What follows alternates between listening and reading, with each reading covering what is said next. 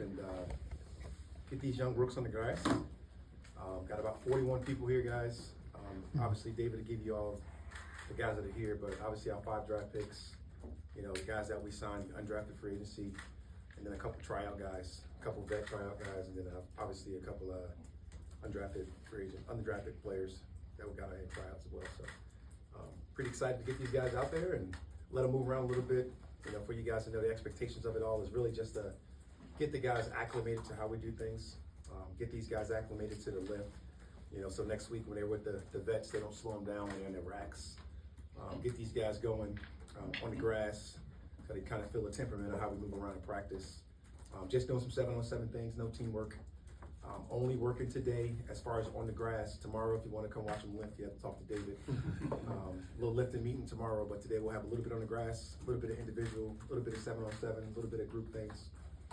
Getting these guys out there and just try to watch these guys move around a little bit. Kind of like similar to last year, if you were here last year.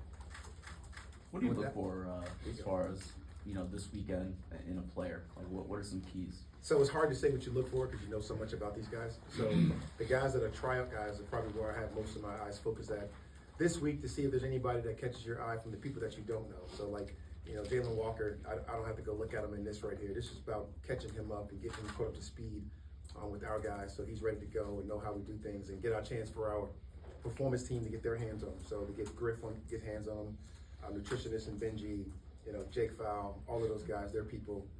Get hands on our rookies, get hands on our guys that will be coming here that we know we drafted, things of that nature. But you really want to see the tryout guys, see how they move, see how they compare, be able to get with your group of people that you assign to watch those groups. Whether you're talking about scout from Terry's side or you're talking about coaching on our side. Find out if there's anybody that you want to add or acquire to your football team and really be locked and focused on those things. Feel like day one of school, just kind of let him know where you need to be and this is how we do things, more of education. It is more player education. I've been kind of treating the whole offseason that way, even with our guys, because it just goes to a different level of training. So even with our guys, it's been more player education with our tendon and tissue growth and things that we want to do there as far as things that we talk about from a science perspective. But with these guys, it's just letting them know what we talk about, how we do it, and really giving them a bunch of information, not to overload them, but to really let them know that we put some thought behind it. So these guys can have some real awareness on how you want to go about business. Like you're saying, the first day of school, you acclimate somebody to your program, you want people to be in there, you want those guys to have a chance. Raheem, when you're looking at these tryout guys, are you mindful of certain skills and qualities that you want to add to your roster, or is it really just anybody who flashes and pops, we're looking at you? There is some number status to that, Will, when you talk about where you're at, and you guys, well, you know how we kind of handle our preseason stuff, so we'll have a similar format to how we handle preseason, and that won't change unless something happens drastically. I want to change that, but we got to have guys that can go out there and compete at those positions. And when you look at your board, you can look at a couple guys where you'll need some people. So it's it's a better opportunity for some than others. Then there's others that you just think about because of Ryan Pace and how he goes about it with his staff, that you're constantly grinding your roster, the bottom end of your roster throughout the season. And those guys could potentially have a chance to come back. So that kind of fires you up as well. Coach, has there ever been a point, I know it's so early in the process, like right after the draft, but in your career, have you ever noticed any particular player that just immediately popped out that eventually obviously would go on to have a pretty good career? That's funny. Clifton Smith ended up being our Pro Bowl punt returner in Tampa. Taylor Gabriel was a walk-on in Cleveland that we ended up getting in 2016. He became our starting G in the Super Bowl. There's just been so many guys that kind of jump off the tape when you get a chance to watch those guys, even a rookie, that was just a tryout, an undrafted free agent that you just mentioned. But we had so many guys that's kind of jumped off that way that you kind of felt like he's going to make the team. Our starting nickel Super Bowl season also was an undrafted free agent out of the University of Florida, and we got a chance to get those guys, and those guys jump off the tape pretty early. And you don't know how much they're going to contribute, but you got a feeling that they got a chance, a very good chance if they remain healthy and able to go through the process and pick it all up, that they'll have a chance to make the team. And then once that happens, you get a chance to get those guys out there and really go. The crazy stat is that 11% of the starters in National Football League are undrafted free agents. So I thought that was a pretty cool stat to give those guys last night, to let those guys know that everybody's got a chance and is a chance to put their best foot forward. Talk about the chance of those guys making a particular roster. So how do you all go through the selection process, or when in the conversations that you have with guys? Obviously, UDFAs, they have the choice to pick what team they want to go to. So how do you all handle those conversations when you're going through that selection process? We had a very select group of guys this year, in particular. Terry, I think he said to these guys the 8th round like 19 times to you guys because we came out here to talk during one of those processes that when he was lead dog and everything and talking about it all. But it was true. It was we held true to it. When the draft ended, we were able to immediately be able to contact some of those guys and talk about the fit, what we had done in the draft currently, what we currently have on our roster, the competitive advantage that they can have potentially coming here, being able to explain some of those things, and then if you need to, being able to add, whether you add a Zach or you add a Jeff Olberg or you add even Marquise Williams to those conversations to be able to let those guys know where they can fit. And it just goes further down the list when you're talking about their position coaches and things of that nature and the evaluation that we had on those guys and some of those type of things. And like, you know, these guys are smart, so they definitely do a little bit of numbers game with their agents and able to go back and look at who we took, what we drafted people at. And it's the reason you're able to get a guy like Kobe. You know, we didn't take an outside corner in the draft, and there's a guy that you can go and sit down and talk with and really talk about it, convince him to come in here, having a great opportunity to go out there and compete to be the best version of himself. Yeah, so I was gonna ask you about that. So go ahead. I'm saying, looking at the edge room, coach, just want to ask, it seems like it's pretty crowded, and know there are only a certain amount of snaps that are available for those guys. Was that intentional to kind of get that, to bring the level of defense that you wanted to be this year in 2025? He's not here today, but you know, normally I get beat up all year about not getting sacks. And that's gotta change. And the only way you can change that is to change that. And that was a part of the process, very intentional, going out and trying to fix the edge room. And it's very intentional to go out and fix our rush to find, you know, still another Terryism, to find pressure players. And it was very intentional to be able to do that, and we was able to do that in the first round with those two guys that we were to add there, to be able to get those guys going, to be able to add Leonard Floyd within free agency, to do some things there, to add 3 guys that were not here last year that you expect to have significant roles in your pass rush and your pressure players. To get a guy like Kobe undrafted, and you look at his resume coming from college, like how excited where you are for Kobe getting is him. like the most famous undrafted player I've ever been around. I mean, my kids know him. It's unbelievable, all the stuff that he has in the accolades, but when you go back and watch the tape, you're not shocked that he's well known and the amount of, and the players that he's played against and the guys that he had to go compete against. When you watch his tape, is exciting. And we were fortunate enough to be able to bring him here on a 30 visit and to get a chance to meet with him and get around him and really find some real interest and be able to grow. And then when it came down to that, you know, let's call it what it is, the recruitment process at the end of the draft, when it was over, that was something that was really exciting for me because like I had a real clear vision and was able to really speak to him in a real clear fashion because I had watched the tape. I'd been around him. I knew what he can do. I knew what he was capable of. And whoever we were competing with, you know, basically didn't have a chance.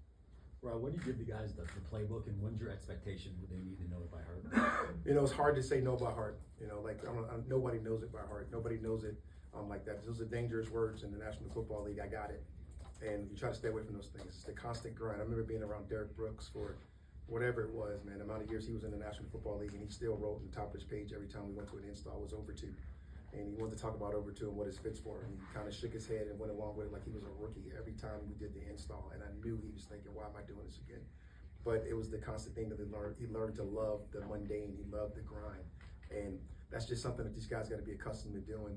So you get better and better, and then you find ways to make plays that you're able to make. And like, I think we got some guys in here, like we got, you know, make no mistake about it, we're gonna have some real intentionality of playing our rookies this season and getting those guys in the grass and giving them opportunities to play a significant amount of football for us, and we really look forward to that. Is that something you give them to them now, and then say by OTAs, what are added more and more? Just I guess the educational process, so they find that comfort level. So I really like to look at it like this: like you got 3 chances to install. You know, you have, you know, our phase 1 situation that we've kind of gone through, and then the rookies get here in phase 2, and you have a real cool opportunity to let these guys grasp it in phase 2.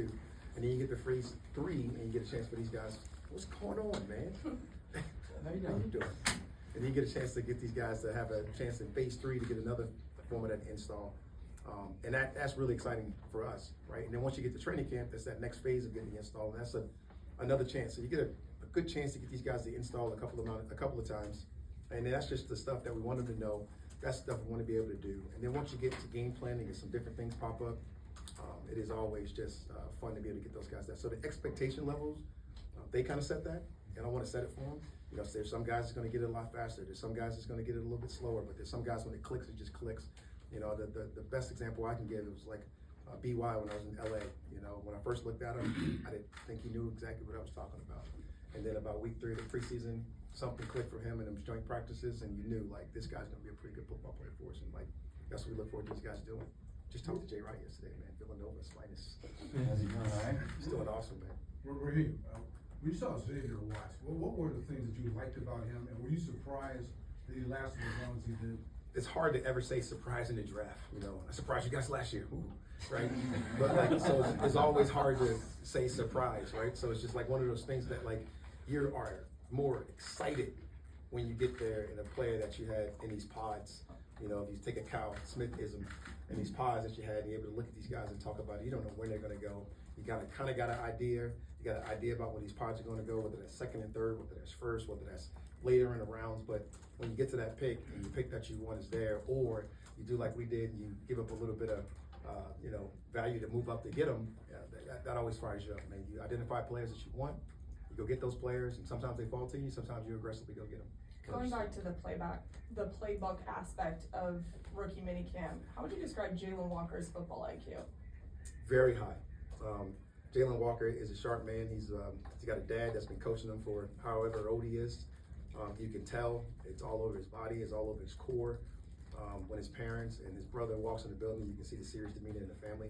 You can see this is a well-coached man before he even went to college. And when he got to college, he got some of the best coaching in the world from Kirby and those guys. And like, I talked to him about the leadership and some of the growth that they brought to that program.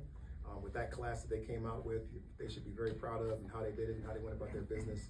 Because you had some very unique Falcon fit type people in that class. When in your conversations with Jalen did you decide, okay, this kid kind of knows exactly what I'm trying to do here on defense? The second you talk to him. When he's standing next to you, not working out, having a normal conversation across the table in Terry's office or mine, every time you talk to him, you feel like that. You talking about a guy who's going to be, I hate to even talk about him this way, but like, it's hard not to, when you talk to guys like that, and Xavier Watts, a little bit the same cloth, but you see future captains and these guys make up, and it's like, the team will decide that, and he'll decide that, but you see the makeup, like just like no different than you see those guys when you walk in the room, you see it all over. Coach, how beneficial is it to have a rookie mini camp before the vets get here? Those guys get themselves settled, because when the vets here, they're gonna kind of look around like, well, this week gives them the chance to be themselves, get their feet wet, and before the vets get here. I kind of think I have a lot of fun explaining that, kind of giving them some of them rookie wolves, right? I don't let those guys come in and just sit down in the seat and then get punked by a vet, say move, right? The guys just stand at the wall when the vets come in, and then when they all sit down, you find those open areas that between the seats, and you guys can slip in and find that spot, right? And then like giving them some ground rules that they can have, that they can lean on, so they know what it is to respect the vet. Like they're going to be competing against them, but there's still some things in this league that are a very respectful process. And that's just why I enjoy teaching those guys that. I've been around it long enough, and I've been fortunate enough to be around it.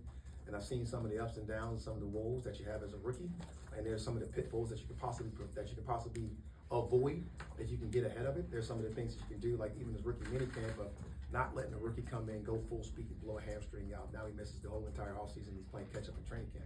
There's little things like that we try to avoid. That's why we have the similar format that we have right now. That we always didn't have, because we didn't have some of the scientific status to back that stuff up, and we do now. So I think it's very important to utilize all those things. Coach, what does it take for a rookie DB to come in and start? I've seen it happen a lot. We just talked about our starting nickel in the Super Bowl year, that I know he did that, and then I talk about a bunch of guys that I had in LA, and really just throughout the whole process of coaching. Like there's been guys that come in and start, AJ Terrell, there's been a bunch of guys, I know he was a first round pick, but like I've seen a UDFA come in and start. I've seen a first round pick come in and start.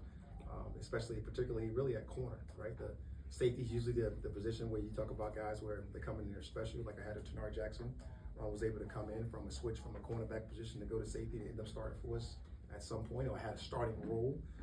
And I watched those guys grow and develop. So like when you come in and you're locked in, you do some of the things that we talked about earlier with the playbook, and you get a chance to get those installs 3 times, you never know. I'll give you one more because you were so patient and you sit on the floor and you just look so sad. I gotta give it to you. Thank you, Coach. Despite David. Came in with a legend. Mistakes, rookies will make mistakes. Yes. And you have to correct them. Are there mistakes that you want them to correct before you have to correct them? That's to say, are there mistakes that are more severe than others that you would like for them to take care of early? So there's a lot of times that you know, and you can expect mistakes as a coach, right?